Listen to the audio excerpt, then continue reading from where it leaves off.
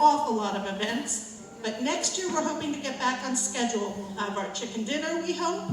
We'll have our corn roast, maybe. We'll have our afternoon tea. The pancake breakfast has been canceled for this year, but next year, and we'll have our hymn sings back on Wednesday nights, we hope. So that is our hope for the rest of the year. The reason we are having the speakers is because we can social distance in here. Notice we're not in the hotel, and we canceled our concert series, but we kept our speaker series. So on the events committee, of which I'm co-chair, we decided to persevere with the speakers. And tonight's speaker was suggested by one of our cottage owners, Sue Brooks, and I'm going to stop talking and let Sue take over.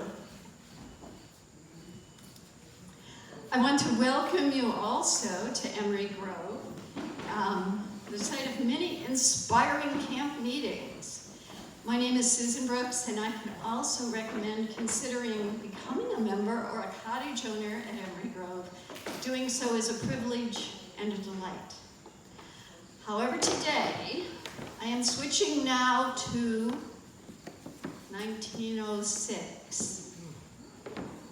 I join you as Anna Howard Shaw, who worked closely with Susan B. Anthony for 18 years and was present at Aunt Susan's death, spoke at her funeral, and was president of the National American Women's Suffrage Association from 1904 to 1915.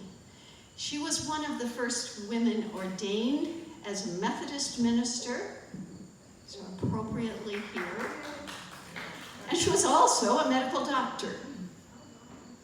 Anna Howard Shaw left me the legacy of being a graduate at Albion College, which I attended my freshman year of college, and growing up in the North Woods of Michigan 100 years before I grew up there, and the all-important right to vote. Today, I want to introduce you to Baltimore's own daughter of the president of the B&O Railroad, the woman who made sure women could become doctors in the medical school at the Johns Hopkins University, and a woman who provided extreme support for the suffrage cause. She is also known, if we slip forward to our time, as Betty Loafman. She was born in Rochester, New York, and frequently visited Susan B. Anthony's house.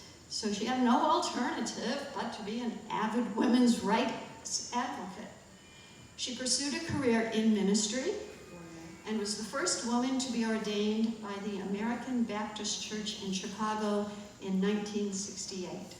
She eventually became a management consultant and found ways to break stereotypes and help other women put cracks in the glass ceiling.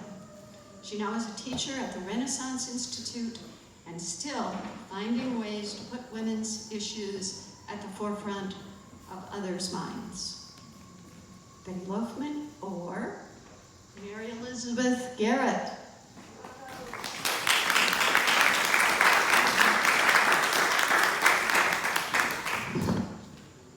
Thank you.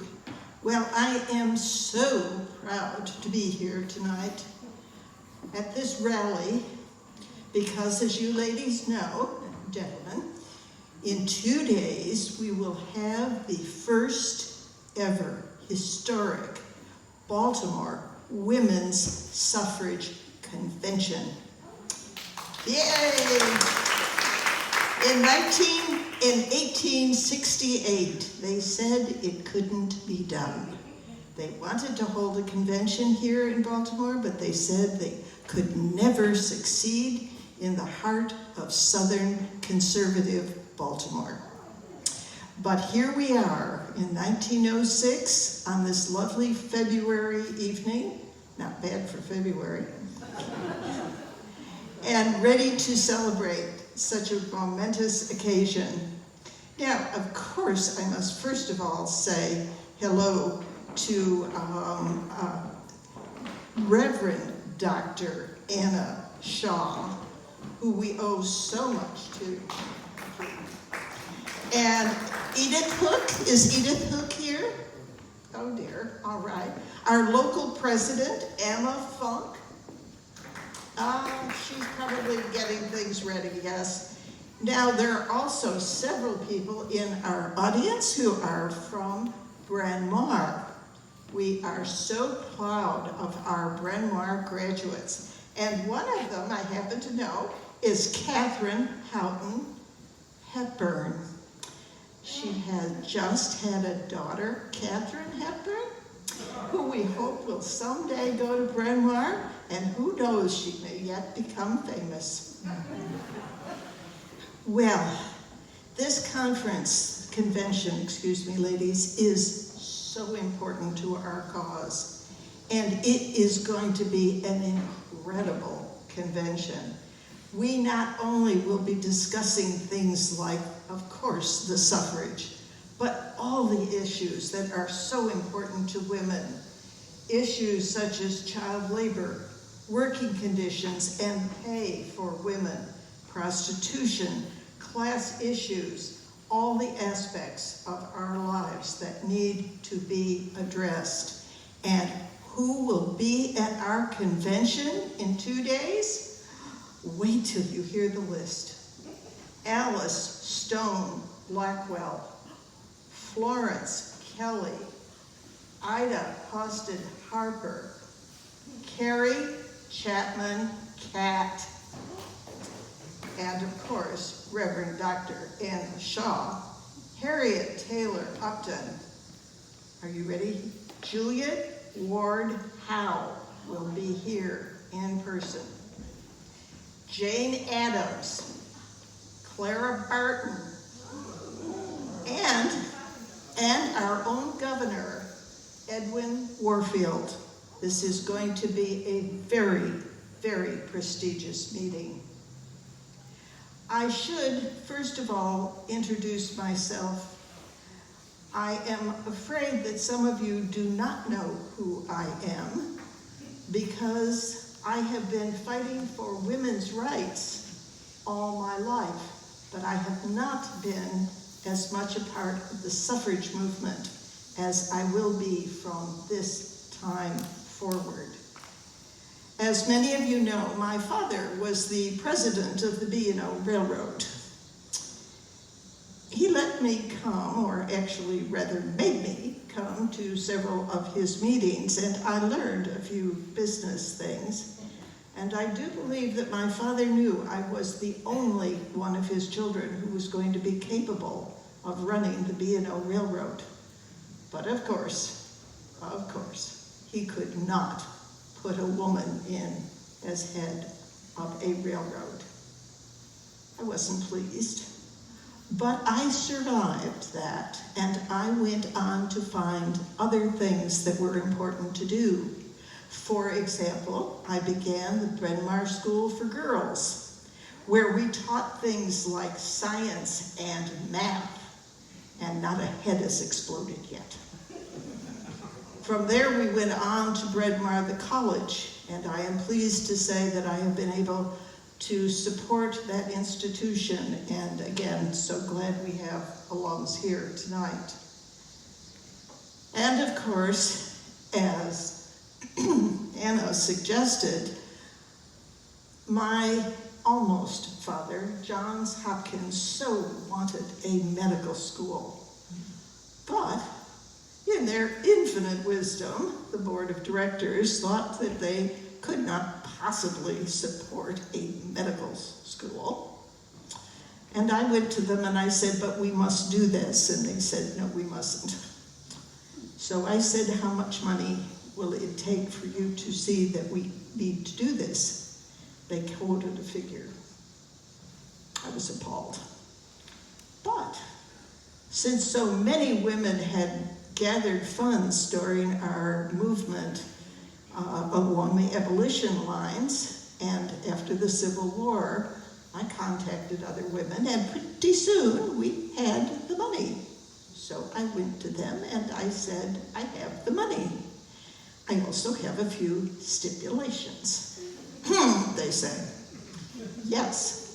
I said it must be the finest medical school around, must have credentials, they must be able to speak languages, and of course, you must admit women on the same basis as men. They said, we came up with the wrong figure. It would cost a lot more than that. I was insulted. But after a while, I realized that Johns Hopkins really wanted this, and so I came around. They said, of course, that they would name the medical school after who donated enough money. You will notice it is not named the Mary Elizabeth Garrett Medical School. But it was fine. It was named for Johns Hopkins, and indeed, we did have women in the first class. So I feel that I have spent so much of my life trying to help women get ahead. But it was not until Anna and, of course, our prime speaker for tomorrow, Susan B. Anthony, came to me and said, you could do a better job of supporting us. Well, I said, I guess I better. And I would like to mention along that lines, we have some excellent news from Denver. As many of you know, we have had kind of a lull in the women's suffrage movement in the past few years. And our sisters out in Denver thought maybe that as much as we respected and we needed all of those women textile workers and other factory workers, maybe we were missing something, and that was having some women who came from influence and affluence as part of our organization. And so they created out there in Denver, thanks to Teresa Hanna, an idea called the Society Plan. And I want to announce before I go any further in this evening to let you know that since they have featured college women and affluent women and women who have always had respect in society, since they have featured that, they are now going door to door, they are marching, they are involved in all kinds of things, and not one case of ridicule. This is a big movement, ladies. So maybe someday we won't have too much thrown at us either. Well, I think it is important for us on the eve of this monumental convention to look back just a little bit in history, because our movement began long, long before we knew that what we wanted, more importantly, needed, was the vote. As a matter of fact, some of you may not realize that in the early days of this country, we had the vote. Ladies, we lost it. The Constitution says nothing about women, and it was left to the states to decide what the restrictions would be for voting. There was nothing in there indicating that only males could vote, not in the early days. But of course, eventually, we began to find New York, then Massachusetts, then New Hampshire, and finally in 1807, New Jersey, all inserting the word male in terms of who could vote. Well, you know, in the early days, if you think about it, everybody worked hard. They worked on farms, they worked in fields, and nobody was worried about who had what rights. It was not until urbanization, and we know how true this is. Some of you may be familiar with this letter, but I want to read a portion of it to you. This is 1776, and this is our dear sister, Abigail Adams, writing to her husband, "I desire you would remember the ladies and be more gracious and generous and favorable to them than your ancestors were. Do not put unlimited power into the hands of husbands. Remember, all men would be tyrants if they could.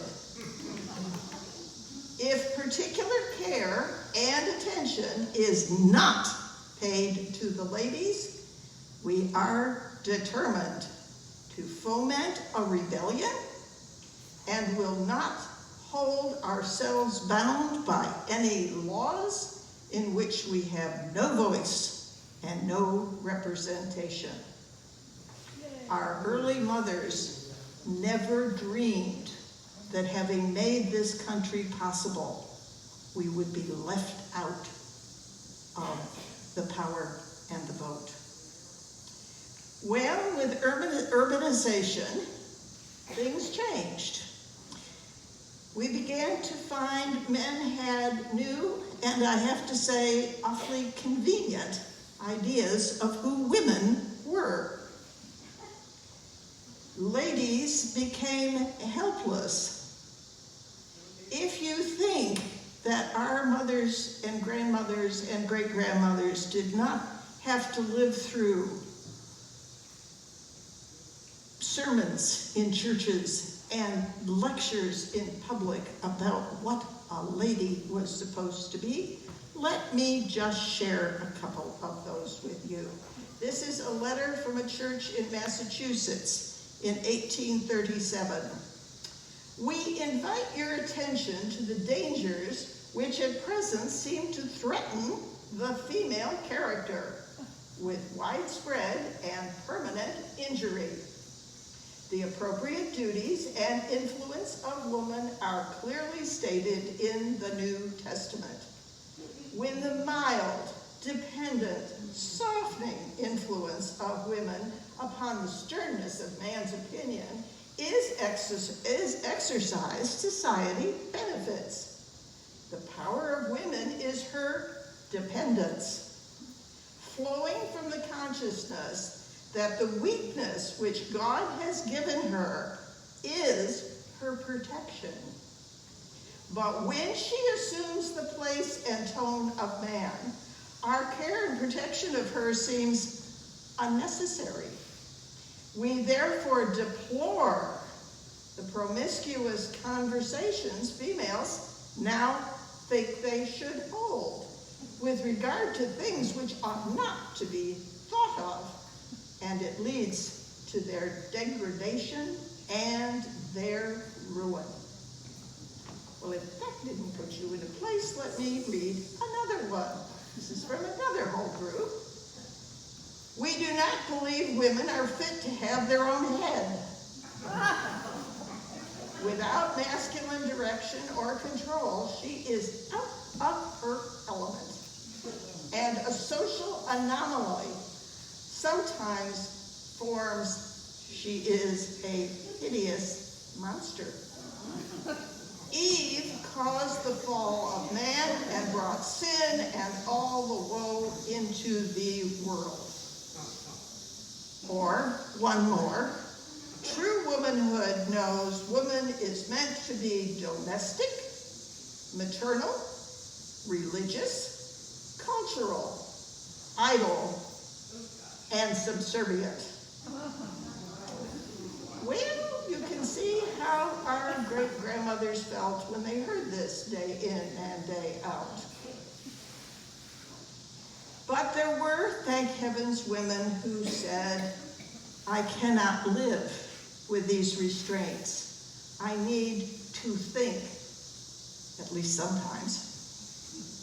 And so our great-grandmothers began to rebel against these restrictions. Listen to the words of Lydia Maria Child, around the same time, 1838. "Deeply, deeply do I feel the degradation of being a woman. Not the degradation of being what God made, but what man has made of her. Or Lucretia Mott, who we all know, we deny that the present position of woman is her true sphere of usefulness, nor will she attain to this sphere until the disabilities and disadvantages, religious, civil, and social, which impede her progress, are removed out of her way.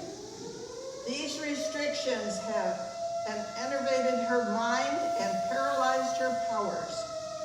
While man assumes that the present is the original state designed for women, that the existing differences are not arbitrary, but grounded in nature, she will not make the necessary effort to obtain her just rights, lest it should subject her to the kind of scorn and contemptuous manner in which she has been spoken of. Jane Austen, those of you who know me know Jane had to come in here. Jane Austen, with the tongue firmly in her cheek, said, "A woman, if she has the misfortune of knowing anything, must conceal it as well as she can." So, our great-grandmothers and our grandmothers began to move forward, not originally for the vote, but trying to change the world's idea of who women are and what we can be. And ladies, we are still in that fight today. But some women had the courage, and they began to do things like found schools. Emma Willard. They began to study and talk about things like law and medicine. Abigail Kelly. They went to court to fight to maintain their own children, to keep some money. None spoke out more than Angelina and Sarah Gribke and Mercy Warren. They wrote articles. Martha Coffin, Harriet Beecher Stowe, Sarah Hale, and so many more. I suspect if I read a few names to you, you would say, "I do not know these names." And isn't it a shame? Because we owe our current status to those women who went before us. Let me read just a few of those names. Catherine Beecher, Dorothea Dix, Mary Lyon, Lucretia Coffin Mott, Margaret Fuller, Ernestine Rose, Ann Preston, Elizabeth Smith Miller, Rachel Avery, Janet Jennings, Mary Anthony, and of course, Ida B. Wells and Mary Mother Jones. These are names that we all should recite every day, but history has blurred our vision, and we don't know most of those names. But have faith and begin reading, folks, because it has taken an army of women to get here, and we have an army of women behind us. Well, you're thinking, so when do we get to hear about Seneca Falls? Well, yes, of course. In 1848, Lucretia Mott and Elizabeth Cady Stanton did finally call a conference to talk about women's issues in general. They met for several days. They had come out of the abolition movement, every one of them. And what they had begun to learn was that slavery was not isolated to the cabins on plantations in the South. There was slavery in the North, and it was women. And something needed to be done. They really weren't very excited about the idea that suffrage should be a part of that. Elizabeth Cady Stanton had to fight for that, and the others all said, "Oh, dear, if we start going for that, oh, heaven knows what will happen next." And she said, "We have to move forward," and they did. So then hundreds And finally, thousands of women began moving all across the United States. We have women moving at the local level, at the state level, at the federal level, all helping us reach the point where we will win the vote. We need the vote, but the other half of the equation, which is what we have all fought for from almost the beginning, is our dignity.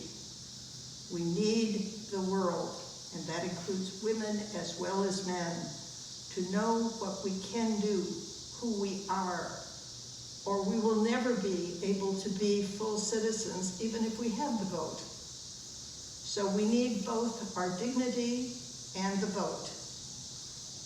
We will be preparing now at the convention and in the days to come to replace some of us older people. Susan B. Anthony will be speaking, but we don't know for how long. Thank heavens there are young women like yourselves, and please encourage your daughters, your nieces to come out. I don't think we're going to have the vote in the near future. I don't know what's going to happen, but I fear ahead of us there will be retaliation. Who knows what we will have to do? We have seen what happened in England. Mrs. Pankard has spent more time in irons than out of them. I suspect we will someday find ourselves in prisons before we have the vote. So I ask you tonight to be excited, to move forward, to embrace this convention, to know that what we do here means that not only can we move forward, but some days our daughters will be able to walk down the street with their heads held high, saying, yes, I am a woman and I'm proud of it. This is our mission, and this is why we rally. I invite you all now to join in our march for the vote.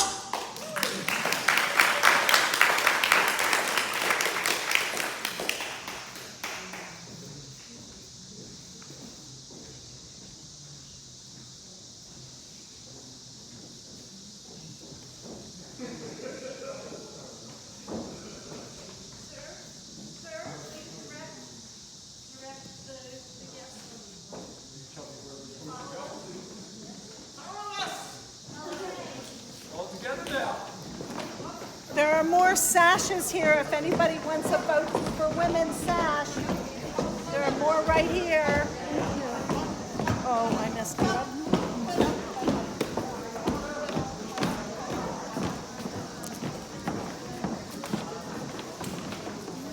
What am I doing? We're standing in front of the camera. Oh.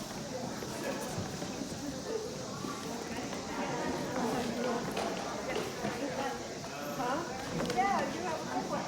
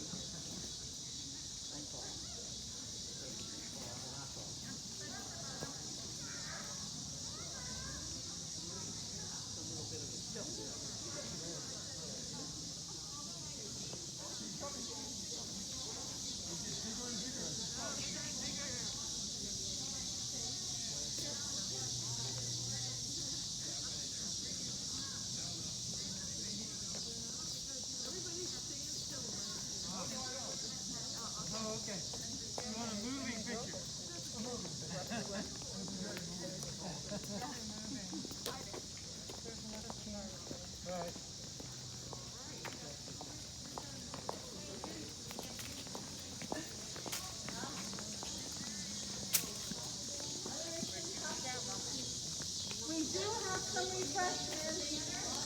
Uh-oh.